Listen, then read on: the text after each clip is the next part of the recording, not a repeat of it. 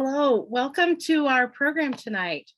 My name is Chris Bergquist. I'm the McCann Curator of Education and Engagement at the Colby College Museum of Art, which is situated in the homeland of the Wabanaki people.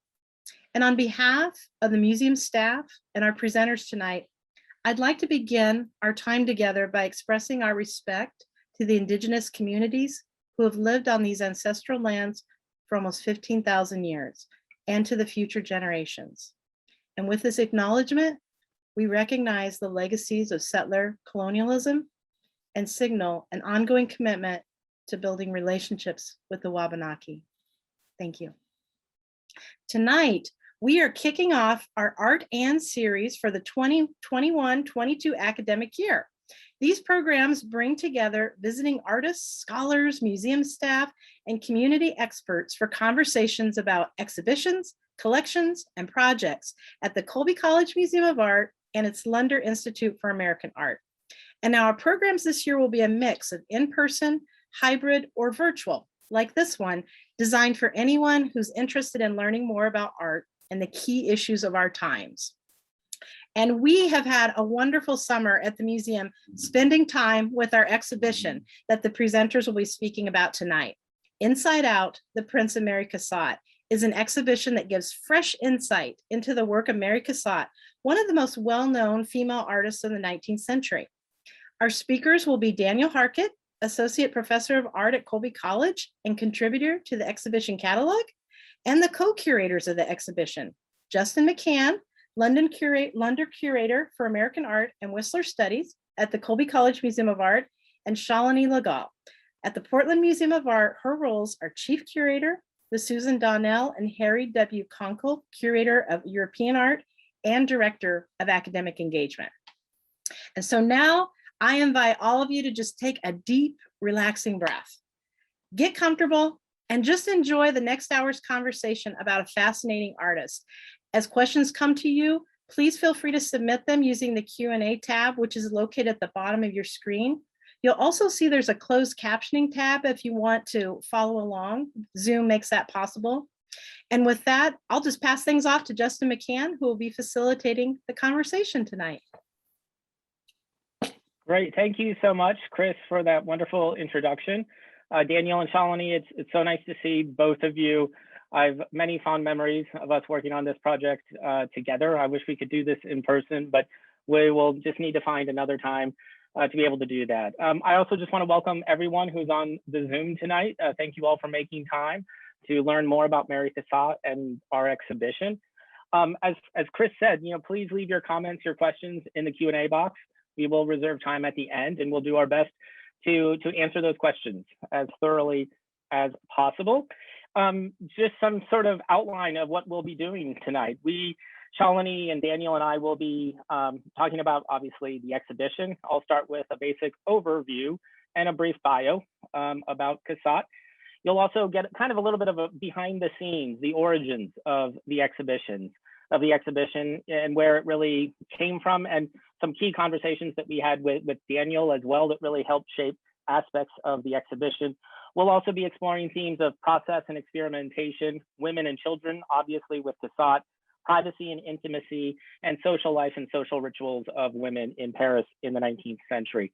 So that's what you can expect from the conversation tonight. And again, please leave your questions in the Q&A box. All the works that you're going to see that we'll be showing you tonight come from the Lunder Collection at the Colby College Museum of Art, except as otherwise noted. So on some of the slides, you will see some other comparative images, and those come from other institutions, but everything we're showing you tonight by Cassatt is here at Colby and is currently on view in the exhibition, which is open until November 2nd.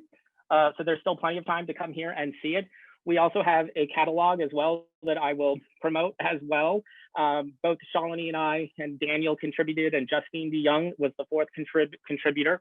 So you can get this book here at the museum or wherever you buy your books. So with that, I'm going to now attempt to share my screen, which hopefully at this point I am able to do.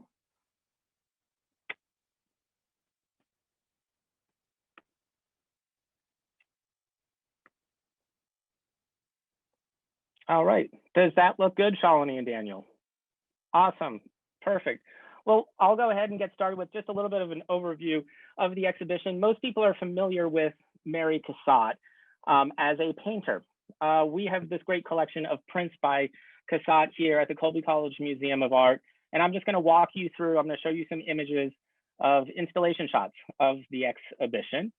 And the exhibition explores Cassatt as a printmaker and really how she became one of the most innovative, creative, and dynamic printmakers of the 19th century. As a woman artist, she was certainly limited in terms of the subject matters that she could depict. And so she made modern women, upper class women, very much the focus of her work, and exploring themes of domesticity in the opera box, going to the theater, going to the opera, and scenes of leisure life at home, along with childcare as well. Mary Cassatt, to just give you a little bit of a background in terms of who she was as an artist, kind of a biography. She was born in 1844 in Allegheny, Pennsylvania, outside of present-day Pittsburgh.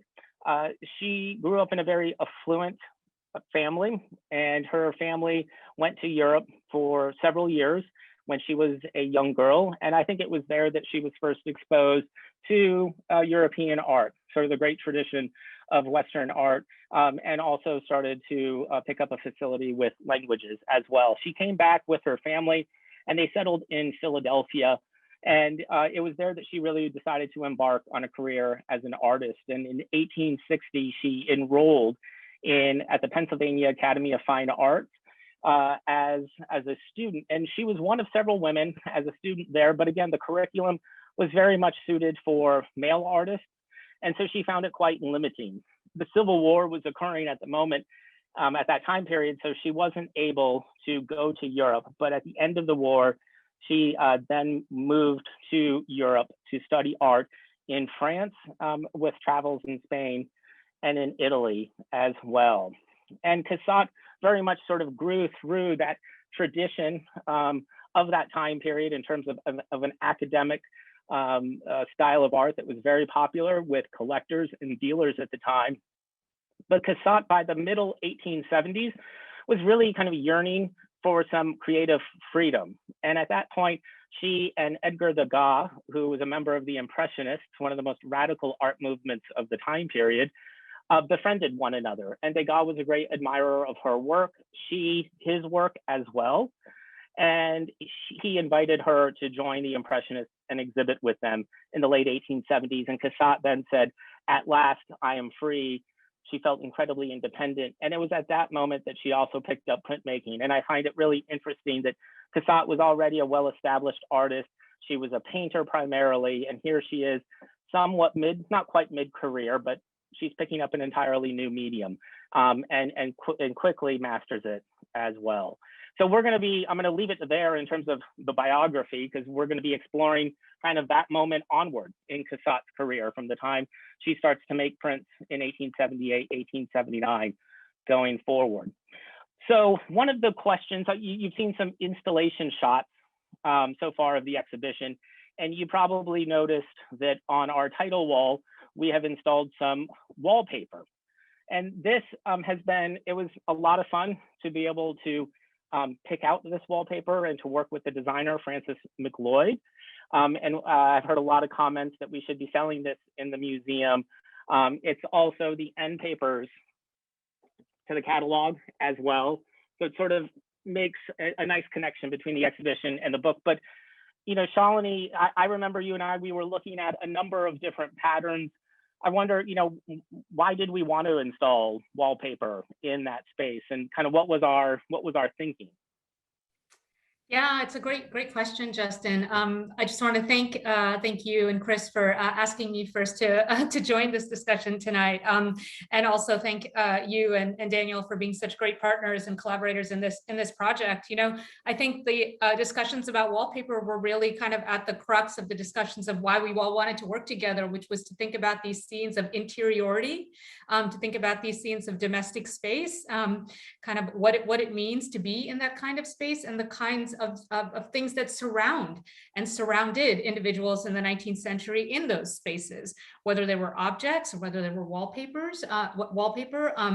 or human figures, right? And how those get represented by artists. So for me, kind of thinking about this wallpaper design and all of the conversations we had about what kind of wallpaper, where should the wallpaper be, what color, it was really kind of trying to get at this space, this kind of idea of how do you create this notion of an interior space in a museum exhibition, right? How do you give that feeling and that impression so that visitors are walking through the galleries and they're seeing these prints, but they're also understanding these prints as representations of a certain kind of interior space. Yeah, absolutely. And I've been very pleased with the response from people. They've really been drawn to it. And I think it just enhances that interior space and really sets that tone and that mood as well. And it was also just a lot of fun to be able to kind of go through and think, as Shalini said, what are the colors? What are the patterns? And just delighted with the outcome. So moving on, again, I said we're going to be talking about Cassatt from a certain moment from about 1878, 79 onward. And these two images just for me encapsulate Mary Cassatt, just because, as I mentioned, she was feeling like her career, although was successful, she was wanting some sense of creative freedom. And in 1878, we have these two images. The one on the left is a self-portrait by Cassatt, and the other one is a soft ground etching. And Cassatt is the figure on the right, leaning on the umbrella. And she very much here evokes kind of a spirit of rebelliousness, perhaps, a comfortability with herself and with what her aims are as an artist. In particular, the self-portrait on the left, that gaze, it might be a little bit difficult to see on your screen, is just so powerful as well. She's really looking out there. And she's also playing with gender roles of the time period in terms of striking a pose that would have been much more common perhaps for a man to strike, in terms of kind of leaning over. She just is someone who's embodying a sense of independence at this moment of 1878, 1879. So that's where the exhibition comes into play. And I want to talk a little bit about the origins of the exhibition, because like a lot of exhibitions, they take a lot of twists and a lot of turns, but they always begin with the works themselves and with the collection. So examining the collection, and I will admit that this show would not have happened unless Shalini was like, we need to do a Mary Cassatt show. And so, Shalini, can you talk a little bit about what drew you to wanting to do a show about Mary Cassatt and about these prints as well?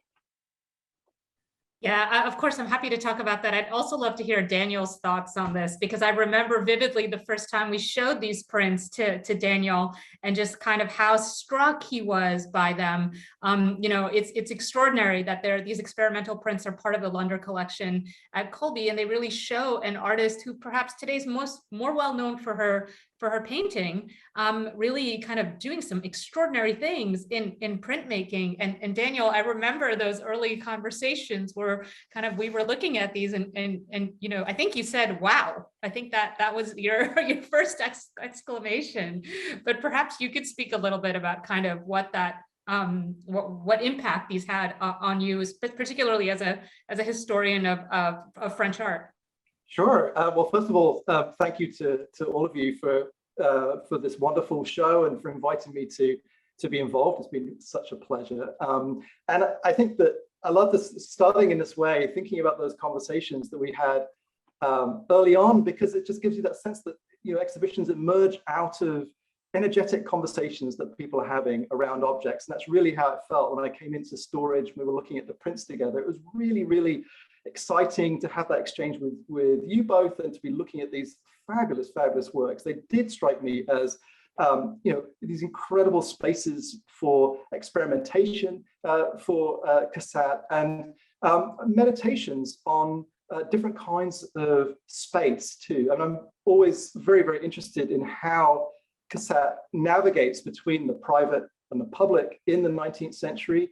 This is a key issue for her and for other artists in the 19th century. Folks tended to think the private world was quite different from the public one. It was gendered in complex ways, with private spheres often associated with women. And as a female artist, Cassatt had to figure out how to make art that was for a public and deal with these gendered associations with the space. And it seemed to me, looking at these prints, that they were attempts to think through some of these issues about private and public. And I was really interested in that. And we continue to talk about that in our conversations and develop that as an important theme in the exhibition. Yeah, thank you both. I mean, I think that wow factor, that, oh, like, what are we looking at? And the way in which I vividly remember us in storage looking at, in particular, images like the bouquet, that for me was like, we really need to study these. Like, what is happening? Yeah, there was sort of that initial, this is such a ghostly image, this is so unfinished and so incomplete, with waiting as well, which just strikes me as just kind of riddled with a sense of kind of anxiety and tension. And so I think, yeah, Daniel, you're absolutely right, the way that she's kind of weaving in these other issues through her art. And what you're seeing on your screen, you know, there's 4 there, there's 3, to just give you some sense of the collection. There's right around 50 works, 50 prints. And a number of these prints, I was mentioning that kind of back here with a work like Waiting or the Bouquet, that these are both kind of unfinished. And so there's a very kind of unique feature of the Lunder collection, works of Mary Cassatt, in the sense that they are works in process, that they're not necessarily, what we're getting is a kind of a peek into her creative mind and into her creative process. And so before kind of embarking on that conversation about process and experimentation, it is kind of, you know, I think, Daniel, your comment, like, exhibitions grow out of conversations, right? And Shalini and I, we were, I think, sharing an office at the time. I mean, it began as a Cassatt Whistler exhibition. I think Shalini loved Cassatt. I obviously love Whistler. We brought that in. You know, Daniel, though, just made us, you know, realize, oh, there's so much power here with the Cassatt prints. And also, as a part of the Lunder collection that had not been examined and investigated and published, we thought, well, this is really the opportunity for us to be able to do that. So these are just really kind of extraordinary from so many different perspectives and angles, covering, you know, themes, just the power with the baby's back, what she's able to evoke with just a couple simple tri-point lines. So that's going to lead me in to talk a little bit about process and experimentation. And this is a part of Mary Cassatt that, just for me, I'm so actually inspired when I look at these prints from a standpoint of an artist who's working through her thoughts, who's working through what does she want the finished composition to look like. And, you know, there's that old adage of, you know, the 10,000 hour rule, that in order to master something, you kind of need to give 10,000 hours of effort.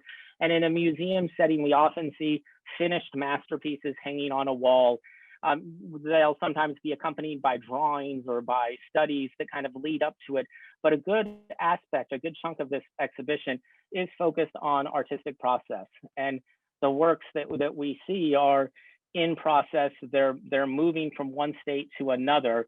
And on your screen, you see 2 images in the opera box number 2 on your kind of left and in the middle. And the one on the left is that very first, what's known as the very first state, kind of the very first version of a print. And as a printmaker, she would have pulled that print just to check, what does it look like? It's that movement from the copper plate being printed onto paper. What am I getting? What does this look like? And then the image in the middle is the second state, or the second version. So now she's added to the copper plate, and now she's checking her progress again. What's interesting with this is that Mary Cassatt was actually very dissatisfied with this to a certain degree. So she abandons it, but she takes aspects of that composition in the opera box number 3.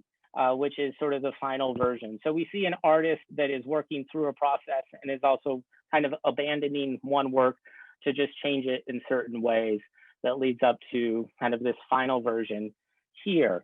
And for Cassatt in particular, for prints at the time period, they were regaining a certain currency as a fine art as well. And I think this is important to understand. Through the 19th century, prints were seen in a lot of ways as a reproductive medium. They weren't necessarily as elevated as painting or as sculpture. And beginning in the 1860s in Great Britain and in France, you had what became known as the etching revival, kind of a revival of printmaking. as a fine art in particular. And a few impressionists, like Edgar Degas, were a part of that revival. And he started making some very experimental prints in the middle of the 1870s that really captured Cassatt's imagination. And so I think it was through that friendship with with Edgar Degas that led Cassatt into printmaking. And she would work in his studio, and he was one of kind of her first teachers in soft ground etching and in other processes. And a number of the works that we have on view right now are also probably just early attempts at her to learn the process of printmaking as well. As it's a very, it deals with a lot of, needles, copper plates, acids, inks. It takes a lot of power, a lot of technique, a lot of precision. And Cassatt was very quickly picking up and learning this process. And I'll just show you two other images here. The one on the left is the visitor. That's the second state. So again, kind of the second version where we have this woman who is kind of pulling out a chair. In this version, we don't know, is she sitting down or is she getting up and leaving? There's a sense of maybe there's a window behind her.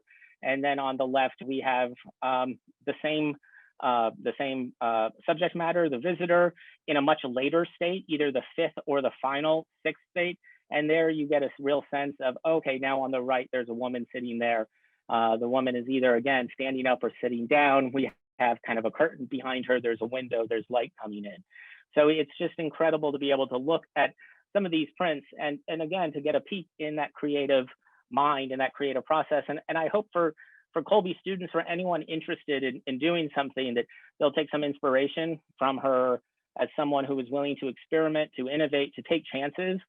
And it's okay to make mistakes and to start over and to move on. So that's one of the things that I found very inspiring about Mary Cassatt for sure. So I don't know, Daniel. Before you jump jump ahead, Justin, I was wondering if you could go back to the last series, because I think I do remember us looking really extensively at this series. And I just want to highlight the comment that Daniel made at the beginning about how Cassatt, like the other Impressionists, is really concerned with the constructions of space. How do you make and orient and designate space in a two-dimensional frame? And she does it here in the one on the left. It's already very much part of her conception of what this composition is going to look like. And Daniel, I know you have some thoughts on that fan, right? So thinking about how kind of furniture, whether it's chairs or the forms of the body or accessories as fans, that the way that kind of creates space in a composition. It's so interesting to be able to track that as one of her very earliest kinds of articulations of this, really probably her most famous print series that she does. Yeah, I mean, I think, the formal structure of this print is so lovely, right? I mean, it's a series of curves, interlocking, rhyming curves from the fan to the shoulders, to the head, to the back of the seat, to the curves that you find in the auditorium. And they sort of rhyme, and there's a wonderful rhythm across the surface made by those curves. So it has this kind of formal beauty and complexity, but the fan is sociologically, historically, is such a fascinating object. I mean, they were obviously very, very popular accessories in the 19th century for women. They were very flexible. They could be used in multiple ways, right? And you can see in this print that the fan is being held, it's open, and it's marking out a space for the person to sit in. It offers her the opportunity to shape how she's seen. She can hold the fan in front of her, she can hide herself, she can hold it in front of her face if she wants to, she can close the fan if she wants to. And fans have had this sort of wonderful life as these flexible objects that allowed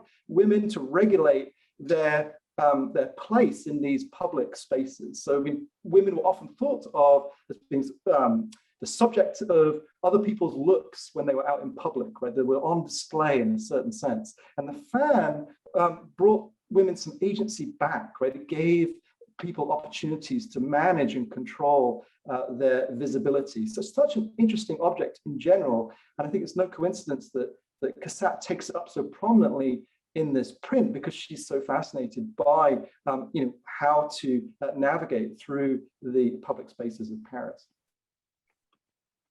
No, absolutely. And I remember we were joking around in a conversation about how phones today, iPhones, they occupy a certain way to navigate certain social spaces as well, which that was one of Daniel's comments that I was like, holy smokes, that's amazing. You're so right. Yes. We're out in public, and at times when we're out in public and we're with lots of other people, we still need things that give us a little buffer, a little space, a little moment to pause, something to play with while we feel awkward and while we want to maybe wait to take up a space in the conversation. I mean, I think that historically, earlier in the 20th century, it was perhaps the cigarette that played that role, right? It's something you can fiddle with in your fingers, something you could be doing while still be present. I think the fan was something like that. And absolutely, the iPhone is the fan or the cigarette of the present. Yeah, no, that very interesting observations, and we're going to return to some of that, I think, later on. But we're going to turn to another theme, the one that probably is that most people know Cassatt for, which is women and children. And Shalini, I know that was the topic of your essay in the catalog and your contribution to it. And so Cassatt she is reproduced, in Jansen's, art history textbook. If you go get a calendar, it's typically Cassatt with a mother and a child. And I ask visitors, and this comes up again and again and again. So can you just talk a little bit about kind of her adoption of this subject matter and kind of your some insights and some takes to just sort of get the conversation going? Yeah, absolutely. I think it's probably, if folks know one subject by Mary Cassatt, this is probably it. It's kind of what I call the adult female figure, so a woman and a child. I think often called mothers and children, but I kind of try to in the exhibition and then also in the catalog, I tried to nuance that a little bit, because very rarely are these figures mothers that we see positioned with these children. So I think I'm thinking about how do we develop perhaps a kind of more in-depth and maybe historically contextualized understanding of what we're looking at here. A lot of what we're looking at are representations of domestic workers, so caretakers with children. When we consider the kind of affluent circles in which Cassatt lived and worked, that is how children were cared for within those circles. But I also want to simultaneously argue for kind of the importance of thinking about her investigation of the subject in a serial manner, right? So the fact that Impressionists, really so many of them, worked in series and thought about subjects in a repetitive manner. And you could think about, Monet, the examples are endless, the Rouen Cathedral, the haystacks, they go on. And for Cassatt, I think historically, just because the criticism in her own time was so gendered, that there wasn't really this understanding that what she was doing was actually thinking about this in a modern way, and actually looking at this subject matter across different media, across different kind of positions, and kind of playing with it in that way. Instead, a lot of the criticism that emerged in the 19th century was really, the kind of She's of course the ideal painter of women and children, the ideal painter of maternal scenes, because she's a woman herself. Though Cassatt never married, never was a mother herself, she did not have children. But this is how the criticism really was shaped in the 19th century. I think the other thing to really think about with respect to kind of how this was seen in its own time, these positions and this kind of juxtaposition of an adult woman with a child also has really deep historical origins in Catholic painting, right? And so you think about the Virgin Mary and Jesus in all of those iterations that Cassatt would have seen, right, at the Louvre, where in that print that you started us with, Justin, she's at the Louvre. That was part of her artistic kind of education in Paris. So there have been really interesting commentaries that our historians have made about the strangeness of scale in these juxtapositions. So sometimes these children seem kind of really out of proportion with the adults that they're sitting with. And I think if you think about the tradition, particularly of the Virgin Mary and Jesus and the Pietà, right, the adult Christ in the lap of Mary, and kind of the playing of scale in that. Cassatt is really aware of that tradition, even if she's not citing it or referring to it so specifically. So Peasant Mother and Child and The Mirror, you know, these are two works that are in the exhibition, and I wanted to kind of really juxtapose these two and highlight them specifically because in the catalog, Justine de Jong describes Cassatt's really focused interest on fashion. Right. And for her, in her interpretation, what we're seeing here is really quite modern, even though it seems to be a kind of quotidian scene. But the kind of puffed sleeves of the figure that we see, particularly in Peasant Mother and Child, you know, is not a peasant mother. This is really a kind of cutting edge fashion that we're seeing on the left here. So I think, you know, the kind of maternal scenes as they've come to be called, and the way in which we read that as really kind of symbolic or representative of Cassatt's work in general is by and large kind of a continuation of how she was seen in her own time.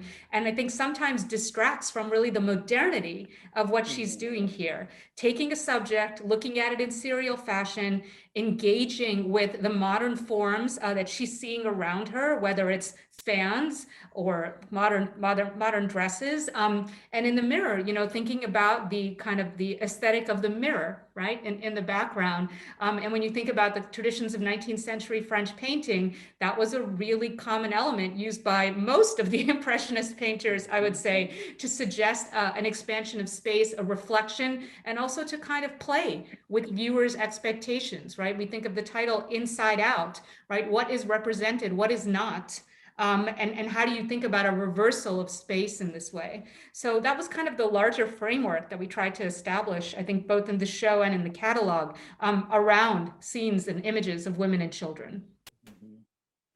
Shalini, I have a question for you about the representation of women and children. I mean, I was struck by, this is something that I thought about for a while, that we talk about Cassatt as so playful in her experimental method as a printmaker, so interested in play and experiment.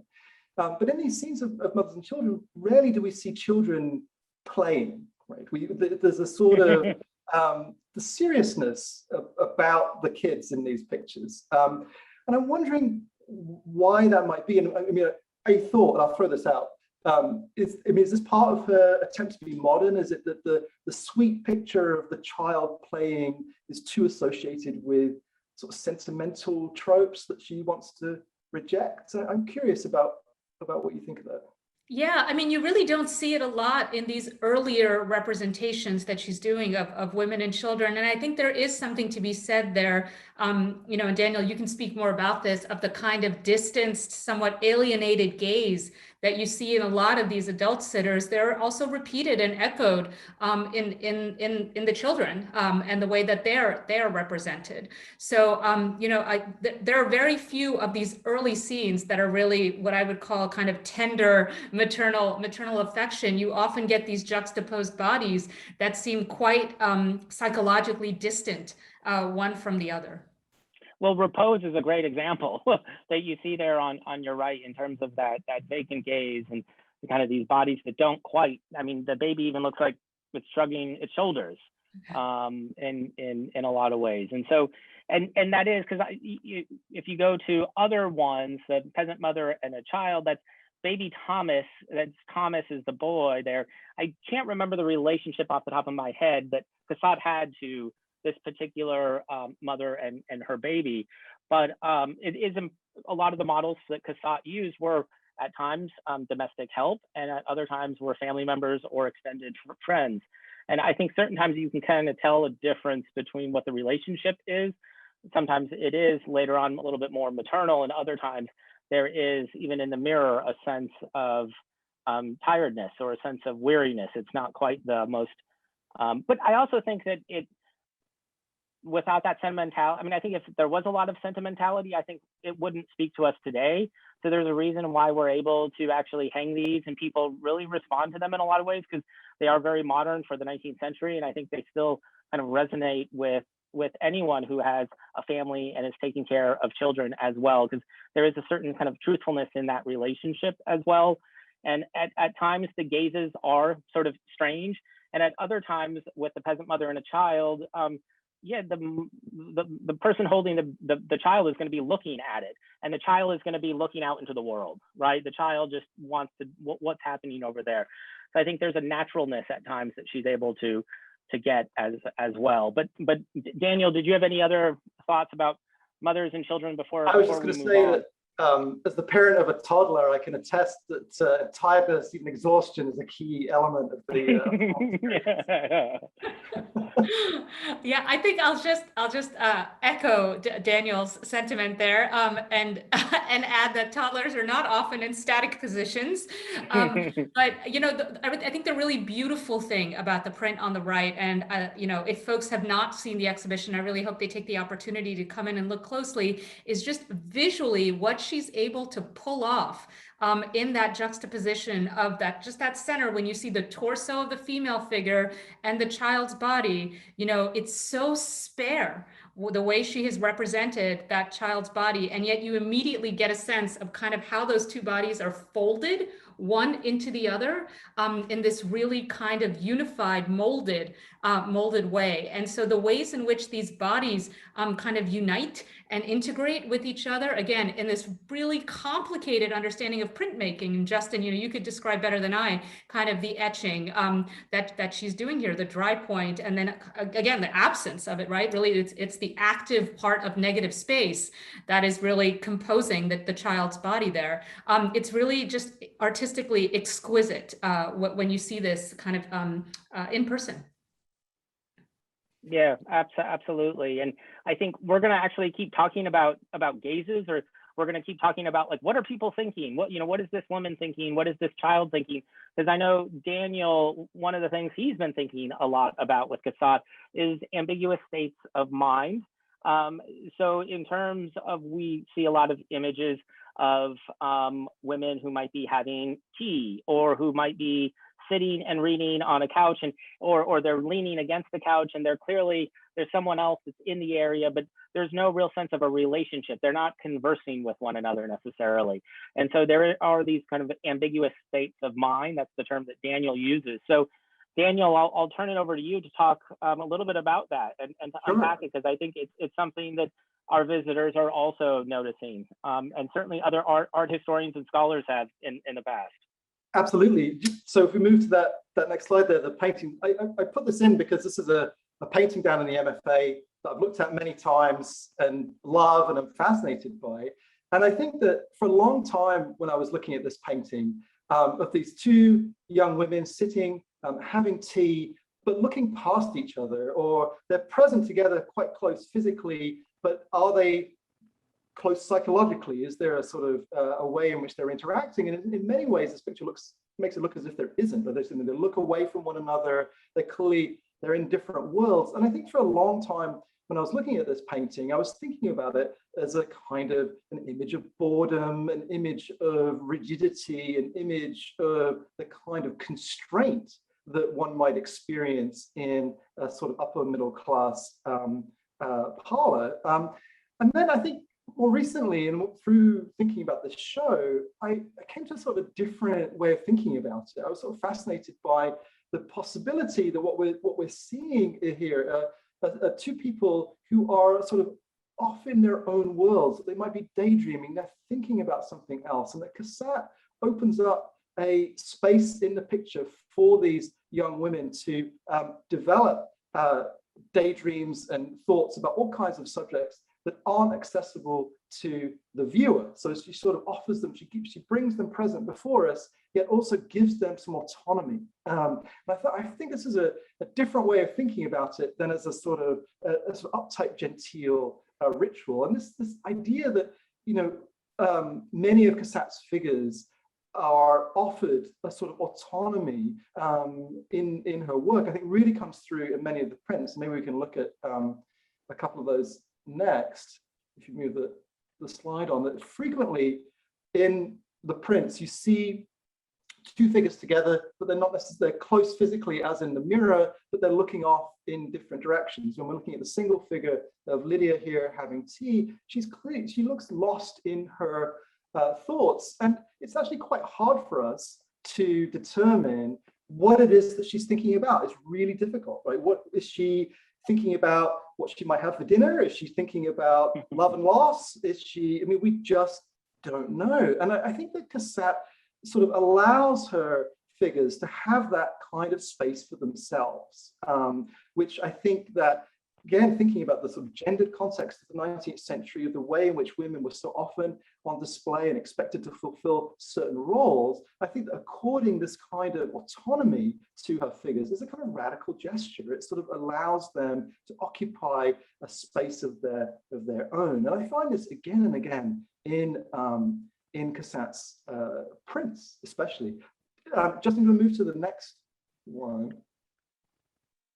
And then here, there's such a wonderful dry point, which is called the map. But as with many of Cassatt's other titles, it's actually unclear that they're looking at a map, right? So there's two young women at a table, it seems, looking at something, and it seems to be a sheet of paper marked by that line near the hand of the figure on the right. But what are they looking at? We really don't know. Cassatt doesn't give us much information. One of the catalogers of Cassatt's work, gave us the idea, the title of the map, but we don't know. It could be a newspaper, it could be a print, it could be anything. And again, I feel like Cassatt offers us an opportunity to get close to these two young women, to sort of occupy a space in their world, to see them sitting together, but then she doesn't tell us what they're looking at. What they're looking at remains theirs, not ours. And I think, again, you see that way in which Cassatt sort of brings us up close, brings us into an intimate relationship with her figures, but also says, and that's enough. You know, that's far enough. Beyond that, it's up to them, it's their world. And you can kind of get close, but you're not going to take possession of it, right? So again, I think this idea that she gives her figures this great sense of autonomy, of occupying their own space and having a right to their own thoughts and their own worlds. And there's also nothing really voyeuristic about this, Daniel. I remember you and I, we were talking about this as well, that there is this sense that, you know, Cassatt is there in her home. You know, she's making sketches in the evening or during the day. She's having people pose, and there's always this naturalness, but there's never a sense that we are invading their space, that they're on display. There is this quality that, like, we are let in compositionally right into those two faces that are right next to each other. They're looking down, and then we look down, Daniel, to that blank space. And then it's like, well, what are they doing? Another title was called The Lesson, right? That was another title for this work. So it allows us to, we complete it, we finish it. And this has been one that visitors have also been really drawn to. It's not a very large print. And so there's a real power to this, I think, for the reasons, Daniel, that you outlined. Like it draws us in, for sure. Opens up that space of suggestion. I like the projection, very, very compelling experience. Absolutely. And there's also a sense to, oh, go ahead, Daniel. I would just add that I think that, many art historians have noticed this about Cassatt's work, right? That she sort of creates whose mental state is a little ambiguous, or where it's difficult to determine, what they're feeling, what they're thinking. And I think that what I'm trying to suggest really is that instead of trying to work out, right, instead of worrying about what they're thinking, it's an interesting exercise to kind of let be and enjoy the fact that there's ambiguity and the autonomy of the figures, sort of accepting the unknowability of their interiors. Yeah, that is beautifully well said. You were breaking up there for a little bit of it, but at least on my end, but that was very beautifully well said. And I think to be okay with some of that ambiguity and to give them that autonomy. So we're going to focus on one last theme before we open it up to Q&A. So again, if you have any questions, please enter that into the Q&A function. And the last one, which we started to touch on a little bit earlier when we were talking about in the opera box and the fan, is sort of social life and social rituals of modern women in Paris at this time. So, you know, we have, of course, Cassatt. Daniel's already talked about the tea, and she did that subject also in Prints. You see that on the left. In the middle, the visitor, where we have this woman who's coming over to visit, maybe about to leave or to sit down, or in the opera box. Again, kind of another space where that women occupied at this time and could go out and kind of be seen and also to see as well. And I think this is also kind of something that Cassatt's also very well known, right, in terms of in the opera box, along with mothers and children as well. And I think the work on the left, we actually thought about that, Shalini, for I think one of the covers at a certain point, you know, maybe on the front or on the left, or on the front or on the back, because it really seemed to encapsulate a lot of what Cassatt is a lot of what the spirit of the exhibition was. And I think Daniel's probably taking care of his audio, but I wanted him to talk more about the fans, because we see the fan again there on the left as well.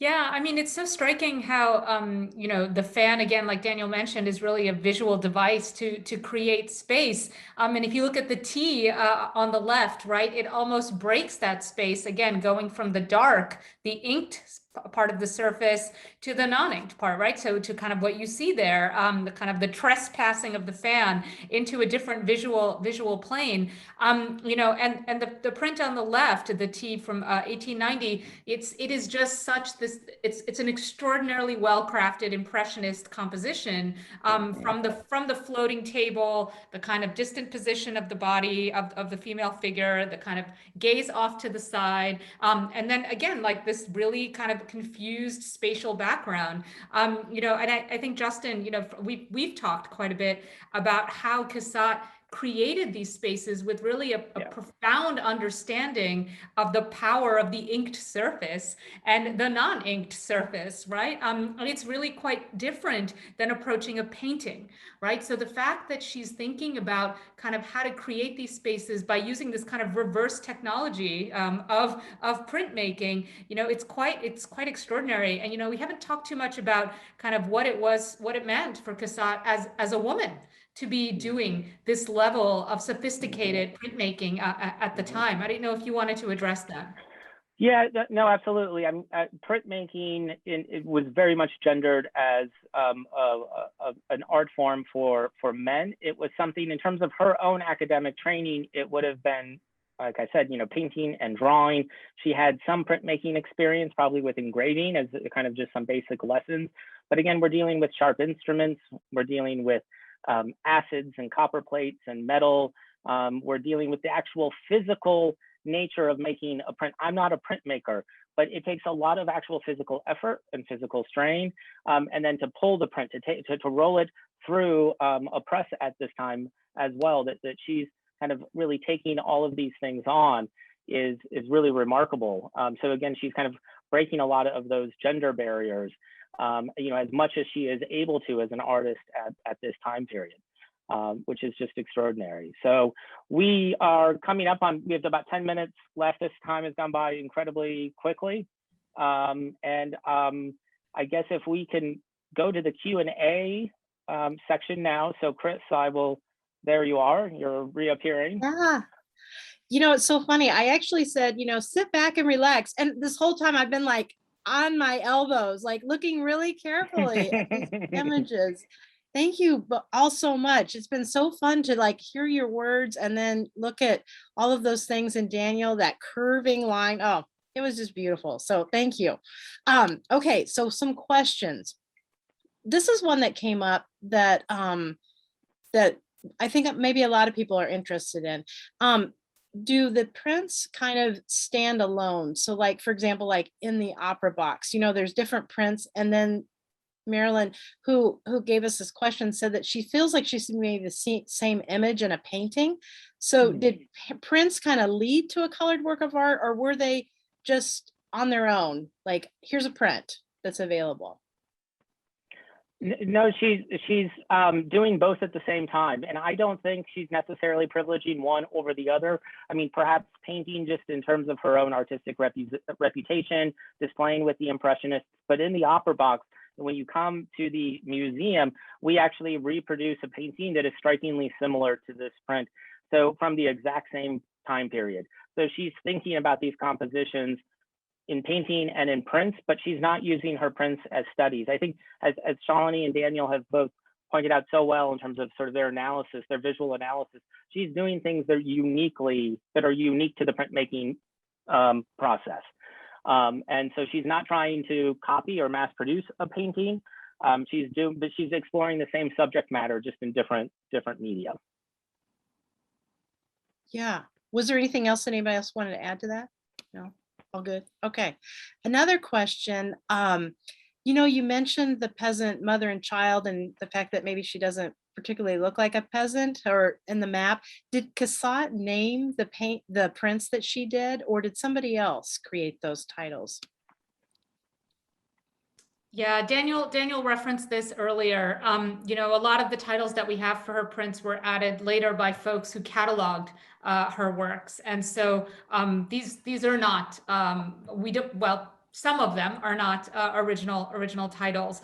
The ones that were publicly exhibited in her time, both paintings and prints, we can easily find the records for those public exhibitions and track that down. But yeah, I think that's why we see a lot of kind of slippage with the titles, and also as Justin mentioned, the same print can be known by different titles.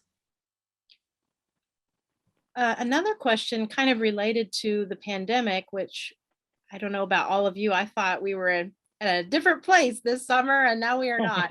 But, these Cassatt prints address interiority in remarkable ways, and you created this exhibition before the pandemic, was happening. So how do these works have new resonances for you all in light of the pandemic? Oh, I would love for Daniel to answer this question because he wrote beautifully on this for the catalog. I mean, I think it's fascinating that those initial conversations are almost a nostalgic reminder of the world before the pandemic. We were gathered together in storage, no masks. It was like a really lively conversation, and we're in a different world now.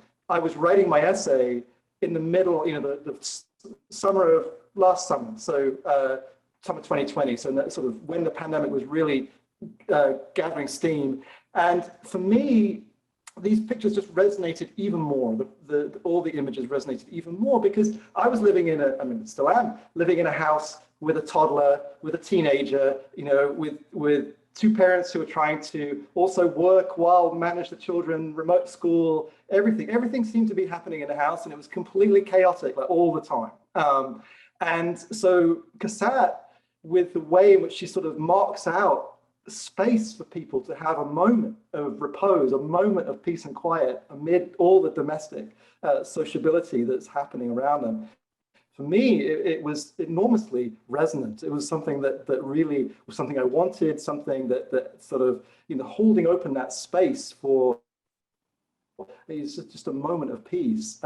Felt like it really spoke to my experience of, spending a lot of time in the home with other people during the pandemic. No, absolutely. I'll add just one thing. That was just very nice, Daniel, and I encourage everyone to read his essay in the catalog because I really liked that approach. It's kind of a first-person approach because it has impacted the way that we see a lot of this material. And the one for me that really resonates is the one it's waiting. And that one, I said earlier that it's sort of riddled with anxiety. I mean, there is this sense, I think last year in particular, we're kind of getting used to this idea of living in a pandemic and everything, but of waiting, of sort of anxiety. And when is this going to change? What's happening? Looking out the window, not seeing a lot going on. That real sense of anxiety. But I did not, I should have, but Lydia Reading is another print as well that really spoke to me in the pandemic too, in terms of this kind of ensconcing yourself in shadow with a really good book and just allowing yourself to enter into that world as well. another kind of question that was about sort of the time. Somebody mentions that Degas kept various states for his own collection, whereas the public might only be able to purchase the final state. Did Mary Cassatt work in that way as well? That's a really technical question. Like, so some of these earlier states would have just been done for Cassatt when she, like, say in 1879, 1880, those early days, she was just pulling those for herself. And what's interesting is that she was probably working in Degas studio, and a lot of those ended up in Degas collection, and they're now here at Colby. We have some excellent provenance for some of these. So, you know, they ended up in Degas studio, and she either collected them, or because they were a work in progress, they just sort of remained there, and he just kept them throughout. So in general, though, I think, you know, I'm thinking of Whistler, who would have sold prints at various different states and everything. With Cassatt, though, you know, I think she's looking more for perhaps that more finished article to be able to sell. So that's a really good question, one I'll have to research myself to know a little bit more about her, how she was as a businesswoman. I guess, and selfishly, I actually have a question. I was just kind of curious, you know, when you first saw these, you know, in the museum, usually what we see are like, you know, the results of decades of crafting, and this is the final beautiful painting or product that an artist has created. But these are, you know, very experimental and, you know, unfinished. Did you ever have any qualms about, like, would people kind of look at these and go, what's up with that being in a museum? Or did you not even think that because you were so fascinated? Yeah, I think, Chris, you know, the answer to your question is that's exactly why we did the exhibition, because I think it adds to our understanding and our knowledge of an artist that many of us thought we already knew.